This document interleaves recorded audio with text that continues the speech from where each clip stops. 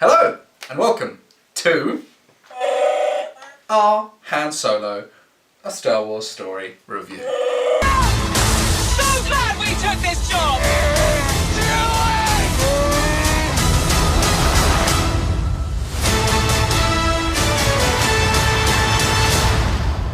You take the mask off, now we're good. So, today, on a underrated review, we are going to discuss characters, actors, That cameo! that cameo, and the next potential line of Star Wars movies that this franchise has created. Hope they carry on, because I'm just throwing that out now. This is actually has to be in possibly my favourite Star Wars film. Straight up. I love that.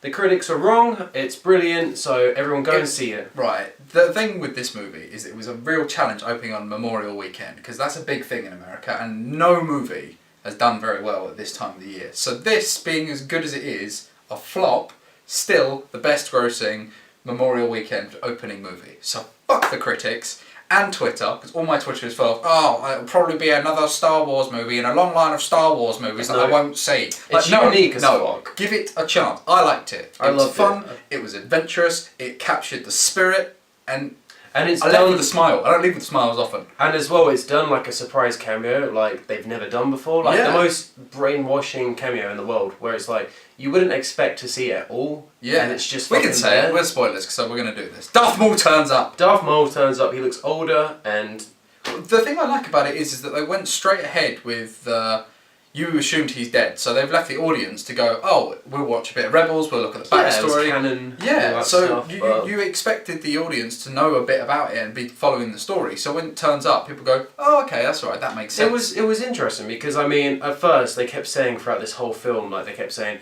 they don't know who the main supreme leader is. Leader.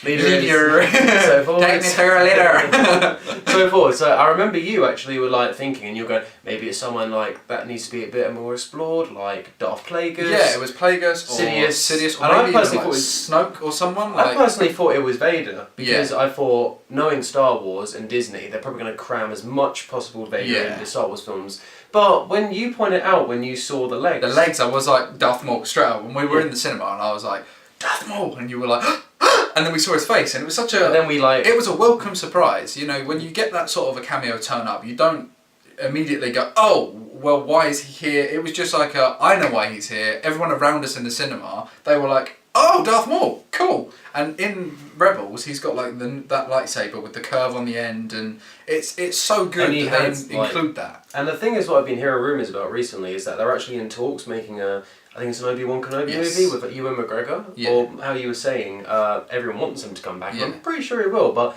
there is a scene, if you can just see here quickly, there's a scene, I think it was in Star Wars Rebels, where Ben Kenobi was having an argument. 2, I think it is. Yeah, I'm not him too and familiar Darth Maul had with a little standoff, and Yeah. pretty much he's exactly like how everyone wanted Luke to be at the end of Last Jedi. Yeah. Like, he just fucking slayed it, and Kenobi for life, man. Yeah, he was cool. He's very cool, and it's a very welcomed sort of cameo. You don't expect it, and the fans didn't really expect this movie. And the one Twitter comment I read was, "Oh, it's not. It's counterproductive for the character of Han Solo." And I'm like, how is it counterproductive? It just shows you more of what made him that, and it's not big bits that make him that. It's not like his massive blaster scene where he's like, oh, it's literally just a case of, oh, you need a blaster, let me take this apart for you and throw you a blaster. Oh, you know, what's your name? And he's like, Han. And he's like, Han what? And he's like, pause. Alright, we'll just call you Solo. Yeah. That bit did niggle me a little bit, because I thought maybe you shouldn't just get that name from the Empire. Maybe you should just be like a smuggler and be Solo for so long. Yeah. And, you know, but it's alright. I mean, I accept it. And as well, Woody Harrelson played it. I think he played Really brilliant. good, yeah. He was like, there were so For many a stoner, he's really good at acting. That's the thing. Him in real life, he's like... He's funny Yeah. enough. He's actually said recently that he's quit smoking pot. He so came back. says. Willie Nelson made him go back to smoking pot. Oh, really? True fact, yeah. Like, Willie Nelson went, try some of this, and he went, okay, so I smoke pot again. That's gone. No, he's a legend. But at the same time, like Childish Gambino, Don Glover was amazing as well. So even the voice of Lando, just he's so charismatic and so charming, and the only other person in America or on the planet that's This is charismatic America. and charming at the moment is Donald Glover. He's just perfect. You can't think of anybody he's a else in the role. comedian, he's a singer, songwriter. He's really he's an annoyingly actor. talented. Too talented, but we're fine with it. I'm fine I think with he's it. going to be president. Everything, we thought we were in a bit of trouble there, but it's fine. We're fine. So, And as well as that, this is quite strange as well, but mostly with like films and everything, like when his relationship with, I believe her name is F3, the droid. L3. L3 with his friend. L337. And I'm not gonna Something lie, like seriously, like in a way, it was because it was so wellly done. It almost felt like just ignore the fact she was a droid because she was giving the same feelings as a human. I actually got feels for her. Yeah. Oh, the bit that confused me is when they uploaded to the ship, and then it's like, it's She's not. a part of the ship. That's it. And they in like Empire, in like all the original, the good ones. They say, oh, the Millennium Falcon's got the best navigational system, and C-3PO talks to the ship and says, oh, she's a bit funny, blah, blah, blah, blah. And you don't put a voice to it, but now, watching them back, you can put her voice to that, and that sass and excitement, and you think, it just adds another little layer.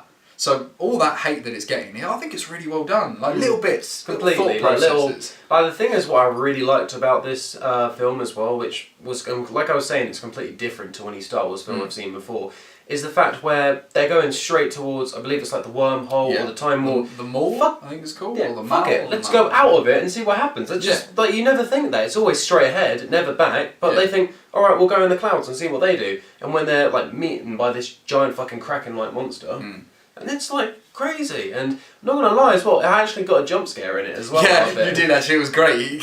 When the squid thing turned up, he was like, "Ugh!" And I was like, "Are you okay?" And you were like, "Bit we came out," and I'm like, "Well, that's cool. It's good." But the castle run was done in 12 parsecs if you round down, so that was cool. The Yeah, bit well- the little niggle again on that bit is that it wasn't a bigger thing. I mean, I know it just happened, and Han and Chewie shared that moment of, "Oh yeah, I did it in 12 parsecs," and parsecs is a segment of distance now, not time. So that's that question answered, which is nice. Sort of ties it up for fans.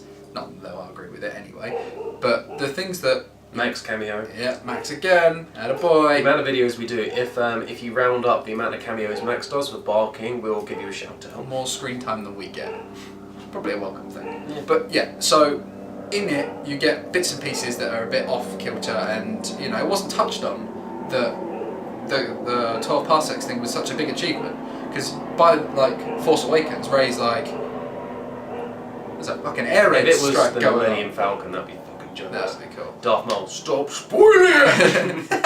It's voiced by the same guy that was in Rebels as well, which I loved. That's awesome. So, and the guy that played him in the original, like Really? Phantom Menace, That came was back. him? Yeah, did all the motion capture. crazy. And the voice is done by the guy that does the one in Rebels. So And that's like, cool. the thing is as well in the original with Darth Maul as well is in the Phantom Menace he had some screen time, but at the same time he wasn't really explored that much, as in you couldn't really see the actual angle of Yeah. him, because he was very, I don't think he even really said a word through that whole film. Like there was very little His screen lines he had. presence was really. But in this, yeah. you could see he's pissed off. He's lost his legs. He's angry. He's gotten old. You can By see the this wrinkles. point as well, he would have gone back to the Emperor, like, I'm alive, my anger and my willingness to destroy my enemies, Kenobi in this case, has kept him alive. Mm. And he's gone back to the Emperor, and the Emperor's gone, no, don't worry, I've taken this 96-year-old man, Count Dooku, he's now my apprentice, I don't need you.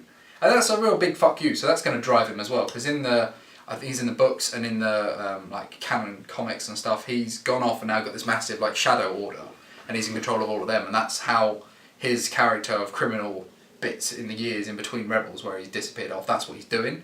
And obviously Han Solo slips in there, and then it hopefully, because there's doing 3 parts to the Solo trilogy. Oh, they're doing 3 Yeah, parts. supposedly, Oh, this is what they're man. saying. So I'm by so the third glad. one, it should link into Kenobi, like the standalone before A New Hope, and then it should all tie over just to fit perfectly where it is. And I think that's great. I'm really, like, Ron Howard did a really good job. Yeah, he did The amazing.